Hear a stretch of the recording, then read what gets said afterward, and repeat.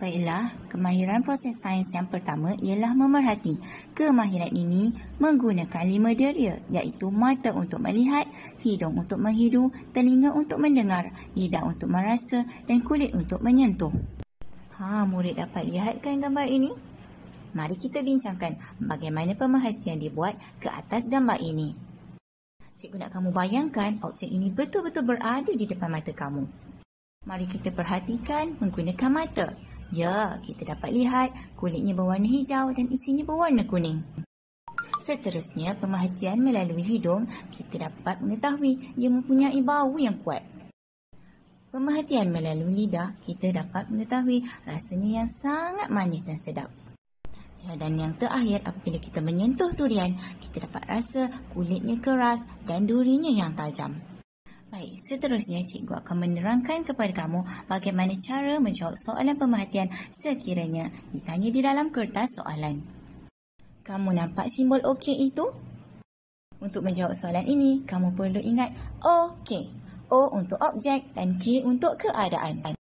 Dalam jawapan pemerhatian kamu mesti nyatakan objek dan keadaan. Terdapat 3 situasi di mana kamu perlu peka supaya kamu dapat menjawab soalan dengan baik. Yang pertama, jika objek hanya satu, kita perlu perhati dan ceritakan kembali apa yang diperhatikan dengan 5 deria. Situasi kedua, jika objek ada 2, kita perlu membuat perbandingan menggunakan parameter yang sesuai. Dan seterusnya, jika terdapat 3 atau lebih objek, kita boleh menggunakan perkataan paling. Cikgu akan terangkan bersama contoh supaya kamu dapat memahami cara menjawab soalan yang betul. Kita lihat contoh bagi satu objek. Apa yang kamu dapat perhatikan? Ya, paku besi itu berkarat. Adakah jawapan ini okey? Ya, sudah pasti. Paku besi ialah objek, manakala berkarat ialah keadaannya. Mari kita lihat contoh yang seterusnya. Perhatikan gambar ini. Apakah pemerhatian kamu? Pensel di dalam gelas kelihatan bengkok. Adakah ia okey? Ya, jawapan ini okey. Pensel ialah objek, manakala kelihatan bengkok ialah keadaannya. Mari kita lihat contoh yang seterusnya. Apakah pemerhatian kamu berdasarkan gambar raja ini? Jawapan kamu mestilah okey, di mana cahaya lilin ialah objek, manakala keadaan cahaya lilin tersebut dapat dilihat melalui lubang. Baiklah murid-murid, mari kita lihat pula contoh bagi situasi 2 objek. Bagi situasi ini, kamu perlu membuat perbandingan.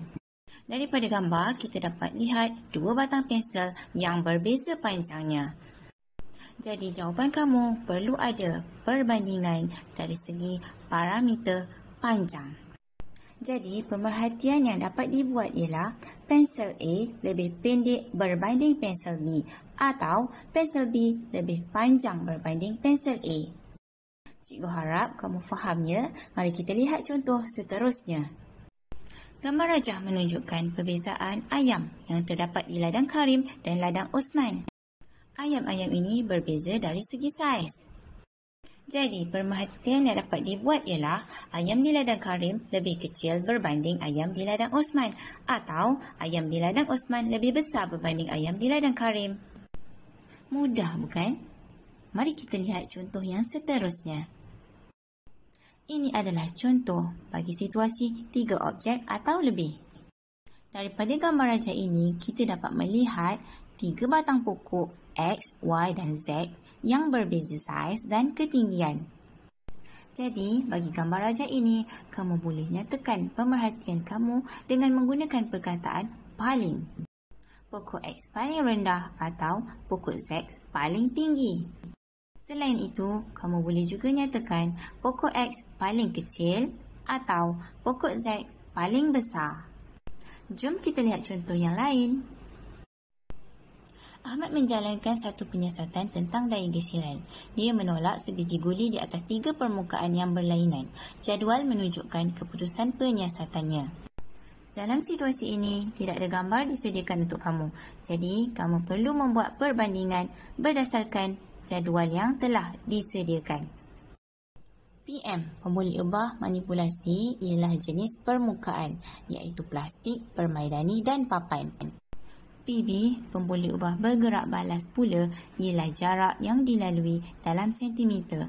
PB ialah pemerhatian yang dibuat bagi eksperimen ini. Berdasarkan jadual ini, jarak yang dilalui oleh guli pada permukaan plastik ialah 26 cm, permukaan permaidani 15 cm dan permukaan papan 17 cm. Jadi, kamu boleh memilih untuk menulis pemerhatian bagi jarak yang paling jauh ataupun yang paling dekat. Kamu boleh menulis pemerhatian seperti berikut.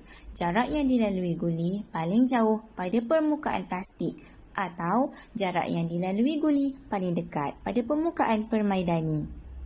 Baiklah murid-murid, itu saja untuk hari ini. Cikgu harap kamu dapat membuat kemahiran memerhati dengan betul dan dapat menjawab soalan mengikut cara yang betul.